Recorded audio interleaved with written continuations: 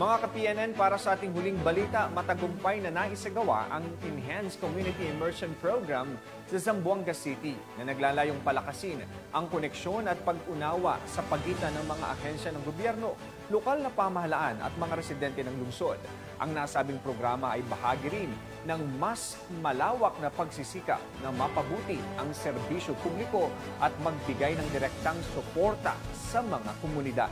Ang kabuuan ng balita mula kay Pacho Woman Luis Marie Conde.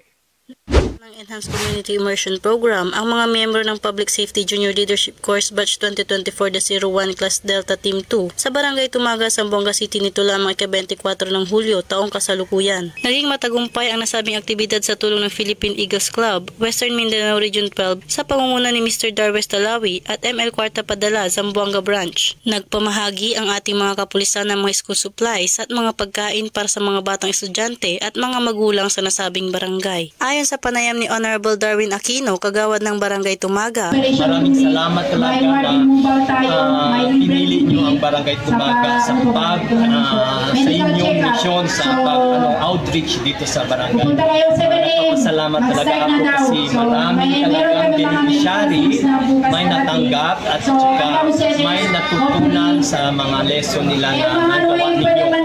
At the same time, bukas, ang day 4 natin is the medical and dental mission. Of course, nandito na naman ang beneficiaries natin para ma-avail yung mga mission and medical mission.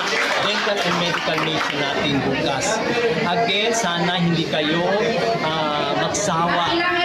Magawa ng programa tulad nito para sa mga kababayan natin na lalo na sa mga mahihirap na kababayan natin. Again, maraming salamat at magandang Thank you. Layunin ng programang ito na bigyang malasakit ang mga mamamayan at iparamdam ang pagmamahal ng iba't ibang ahensya ng gobyerno, katuwang ang kapulisan upang makamit ang maunlad na bagong Pilipinas. Mula dito sa Zamboanga Peninsula, ako ang inyong PNN correspondent, Patrolwoman Luis Marie Conde.